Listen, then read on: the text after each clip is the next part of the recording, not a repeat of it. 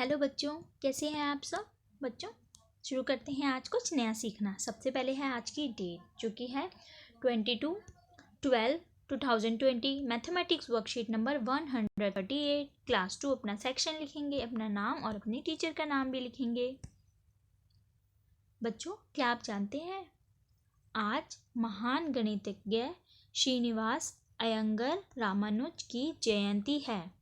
गणित के क्षेत्र में उनके योगदान को हमेशा याद रखने के लिए हर साल 22 दिसंबर को राष्ट्रीय गणित दिवस यानी कि नेशनल मैथमेटिक्स डे मनाया जाता है। इस दिवस को मनाने का मुख्य उद्देश्य लोगों में मानवता के विकास के लिए गणित के महत्व के बारे में जागरूकता को बढ़ाना है। इन्होंने अपने अद्भुत और विलक्षण ज्ञान से गणित के क्षेत्र में कई महत्वपूर्ण योगदान दिए। इन्हें गणित का जादूगर माना जाता है। बच्चों, चलो करते हैं आज का काम जो कि है फूलों के बारे में। एक बगीचे में 0 यानी कि 0 से 9 तक की संख्याएं यानी कि नंबर्स और ढेर सारे फूल साथ साथ खेल रहे थे। सभी फूल छिप गए। एक फूल सामने आया तो संख्या 1 ने आगे आकर कहा, यह देखो एक फूल। तो बच्चों, कौन कौन सी संख्याएं खेल रही थी? 0 से लेकर 9 तक की संख्या यानी कि 0 से लेकर 9 तक की। 0 1 2 3 4 5 6 7 8 9। ठीक है, वो सब फिर फूल छुप गए। तो फिर जैसे ही एक फूल बाहर आया, ऐसे ये देखिए ये आ गया एक फूल। तो एक संख्या भी बाहर आई और उसने बोला कि यह देखो एक फूल।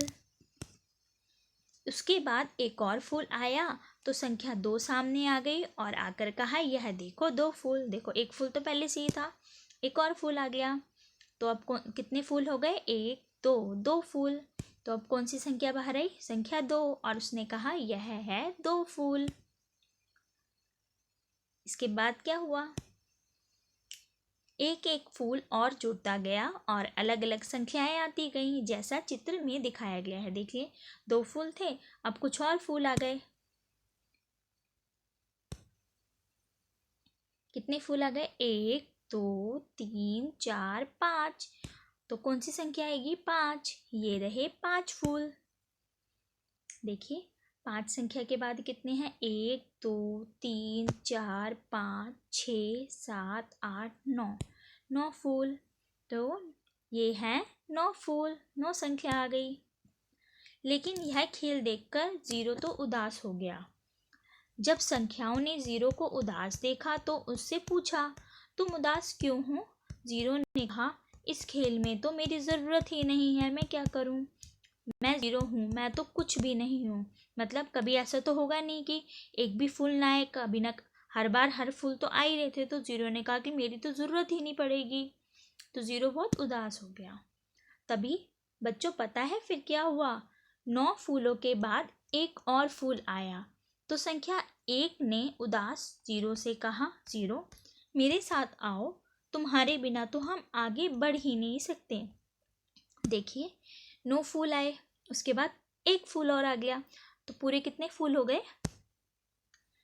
संख्या 1 अकेली थी तो उसने कहा, 0 मेरे साथ आओ, ताकि इन 9 फूल जो कि एक और मिलाने से कितने हो गए? 10 फूल। 10 बन गए। अरे वाह, अब हम 10 बन गए। तो यानी कि 0 जो इतनी देर से उदास हो रहा था कि उसका नंबर तो कभी नहीं आएगा, लेकिन जैसे ही 10 फूल हुए तो वो 1 के आगे लग गया और वो मिलकर कितने बन गए? 10। अब इस खेल में 0 यानी कि 0 की ज़रूरत कब कब पड़ेगी? आप इन संख्याओं को लिखिए। जैसे बच्चों 10 फूल जब हुए तब 0 की ज़रूरत पड़ी, 10 बना। ऐसी जब 20 फूल हो जाएंगे तो 2 के आगे 0 यानी 0 लग जाएगा और 20 बन जाएंगे। इसी तरह 30 40 के समय 0 की ज़रूरत पड़ेगी।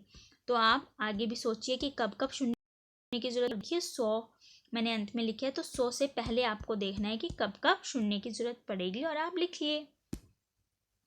देखा बच्चों, ज़ीरो यानी शून्य कितना महत्वपूर्ण है। वैसे तो शून्य कुछ भी नहीं, लेकिन यह संख्या किसी संख्या के बाद आ जाए तो उसे 10 गुना बना देता है। जैसे जब 1 था, उसके आगे शून्य लग गया तो क्या बन गया, ये 10। तो देखा बच्चों, हुआ ना ज़ीरो गणित का हीरो। और जानते हो गणित का यह हीरो दुनिया को किसने दिया?